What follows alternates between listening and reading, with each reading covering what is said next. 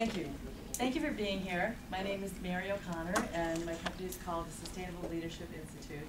And I have been coaching entrepreneurs and eco-visionaries for the last 12 years, helping people that have a sustainable enterprise be profitable and successful, and helping corporations become more sustainable.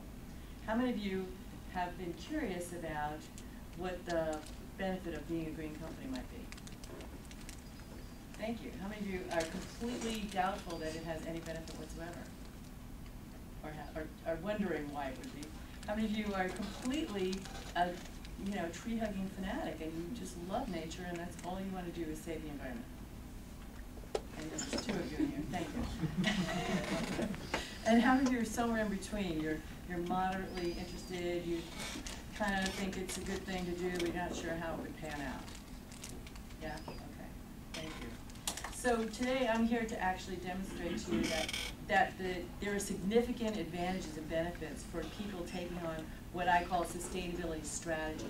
So we're going to look at that. We're going to look at some case studies of people who have done that and who have benefited tremendously, far beyond their wildest dreams. And my own personal story is that about 12 years ago, I was invited. I actually won a trip to the rainforest. And I was involved with an organization called the Pachamama Alliance. And we were in partnership with the indigenous tribe of East Ecuador called the Ashwar. So it was a very rare experience because rarely do you get to actually go to their real homes and go visit the real tribes and the shamans and go stay with them. And so I was able to do this. So I remember taking this plane to Quito, and then we got in another plane and landed in this little military base, and then got in an even smaller plane that only held like 6 people and landed on a dirt strip in the middle of the rainforest. And then we had to walk about 100 yards and get in a motorized canoe. And you ever have that feeling like you are on some kind of adventure, but you're not sure what's going to happen? So there's like anticipation and a little bit of fear. And getting in this motorized canoe with these Indians that were all painted, except they had like American t-shirts on. They had their war paint on. And this motorized canoe another 2 hours to one of the most remote places on earth, the Kapawi Lodge. And there I met some of the most courageous, loving people I've ever met. And when I walked in the hut of this man that I'd actually met up here, his name is Ramiro, I realized, I looked around, there was no refrigerator, there was no dressers, there was no bed. There was just a wooden platform where I slept.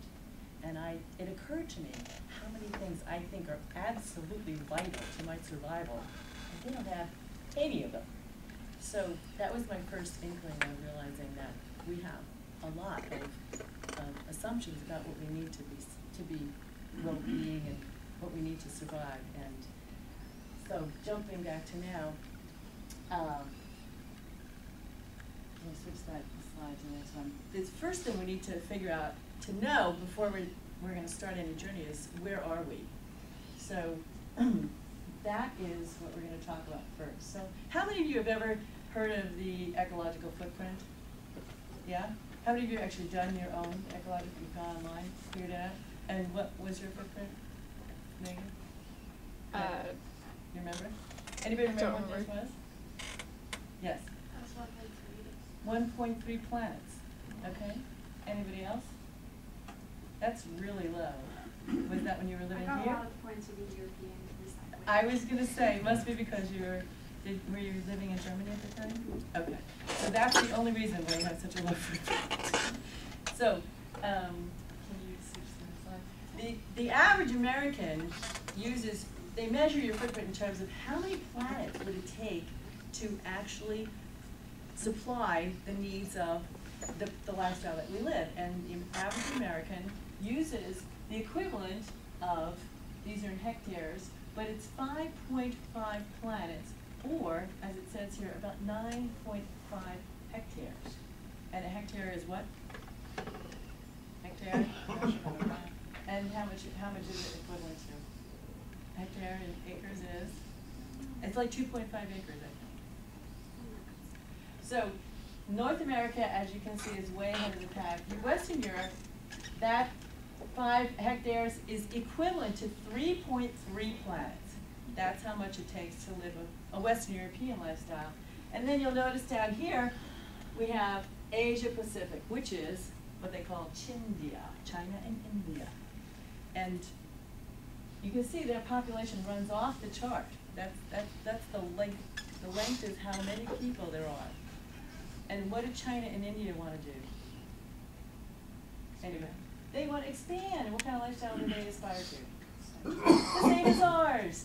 Thank you. So if we use the equivalent of, we're 5% of the population in America, and we use 30% of the world's resources. How many of you think, is that sustainable? Right. So if these countries with over 1 billion people in each country want to live like we do, how is that going to be possible? Is that going to be a good scenario? If you were a business, would you bet on this business working? Very short on supply and very big on demand, right? Okay, except that we in this planet that we live in are in a closed loop system. So we only have, how many planets?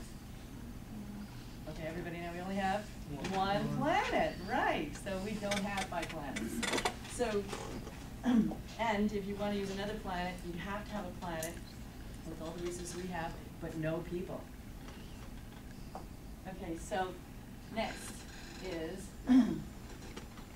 so this is what's called the humanity's ecological footprint, and from 1961 till about 1988, as you can see, we were still under the one planet. This is the number of Earths. That's why this is a very straight line, because we only have one Earth.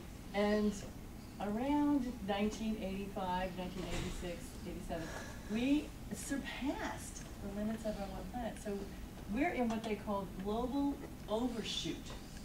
And this was stopped at 2001, and right now we're probably at about 1.3 planets. So we're about 30% over the line. Okay, so if you were a business, what would you think? Anybody? Finite resources. Yeah, so we have finite resources, and if you sold 30% more than you had, so your customers might be mad. So, or you would be digging into your credit. So you're now waiting